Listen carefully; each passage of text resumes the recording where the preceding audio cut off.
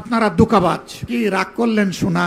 লক্ষণ ভালো না, একটাও দেখতে পাচ্ছি না। ফ্যাসিবাদীরা যে সমস্ত জুলুম করেছে, অপকর্ম করেছে, এই 5 মাসে আপনারা সবগুলার রেপ্লিকা, ফটোকপি আপনারা আমাদেরকে দেখিয়ে দিয়েছেন। জনগণের সাথে এত বিশ্বাসঘাতকতা করলেন কেন আপনারা? এ জবাব প্রধানমন্ত্রীকে দিতে হবে। আমি তাদের সকলের ত্যাগকে গভীর শ্রদ্ধার সাথে স্মরণ করছি। জীবন দেওয়া সকলের জন্য মহান প্রভুর দরবারে শাহাদাত কামনা করছি। এই জীবন পার্টিকুলার কোন দল দেয়নি, দল মতের ঊর্ধ্বে উঠে সমগ্র জনগণকে এই ত্যাগ স্বীকার করতে হয়েছিল। এই আন্দোলন প্রথাগত কোন রাজনৈতিক দলের নেতৃত্বে গড়ে উঠে নাই।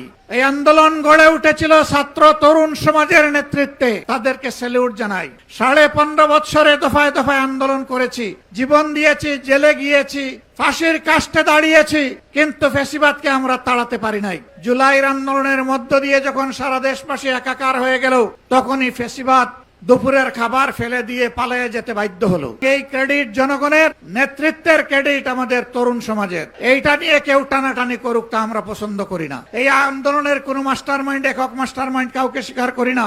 এই আন্দোলনের মাস্টার মাইন্ড 18 কোটি নির্যাতিত মানুষ। অনেকেই ক্রেডিট দাবি করছেন, কখনো মাস্টার মাইন্ড, কখনো আবার জুলাই শহীদদেরকে ভাগ বাটোয়ারা করছেন।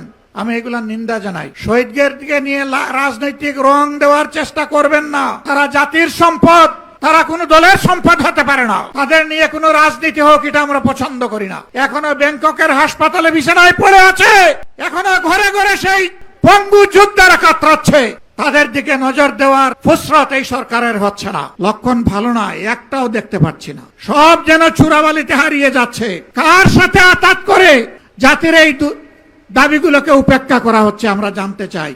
এ জবাব প্রধানমন্ত্রীকে দিতে হবে। কারণ এর আগে, নির্বাচনের আগে তিনিও তো এই দাবিগুলো করেছিলেন। এখন কেন সেগুলো হারিয়ে যাচ্ছে? তাহলে এখন যারা ক্ষমতায় আছেন তারা এই আচরণ করছেন কেন? এটা জাতির সাথে সুস্পষ্টভাবে প্রতারণা, এবং তারা সংসদে দাঁড়িয়ে এটা স্বীকার করে নিয়েছেন। মনে রাখবেন, এই স্বীকারোক্তির মাধ্যমে আপনারা প্রতারক হিসাবে জাতির সামনে নিজেদের নাম রেজিস্ট্রেশন করে নিয়েছেন। আপনারা দুকাবাজ। এই জন্য এই সরকারের অনেককে দেখলে এখন জুলাই যোদ্ধারা আওয়াজ তোলে, ভুয়া ভুয়া। এটা জাতির জন্য লজ্জার। ফ্যাসিবাদীরা যে সমস্ত জুলুম করেছে, অপকর্ম করেছে, এই 5 মাসে আপনারা সবগুলার রেপ্লিকা, ফটোকপি আপনারা আমাদেরকে দেখিয়ে দিয়েছেন। ফ্যাসিবাদী আচরণ করবেন, আর জনগণ ফ্যাসিবাদী বললে আপনারা আবার রাগ করবেন।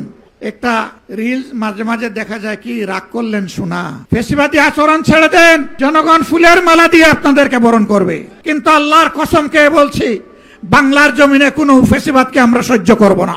এই ব্যাপারে আপোষ করার জন্য প্রতিনিয়ত আমাদেরকে চাপ দেওয়া হচ্ছে, আমাদেরকে লোভ দেখানো হচ্ছে। জীবনের বিনিময়ে হলেও এ দাবি আদায় হবে ইনশাআল্লাহ।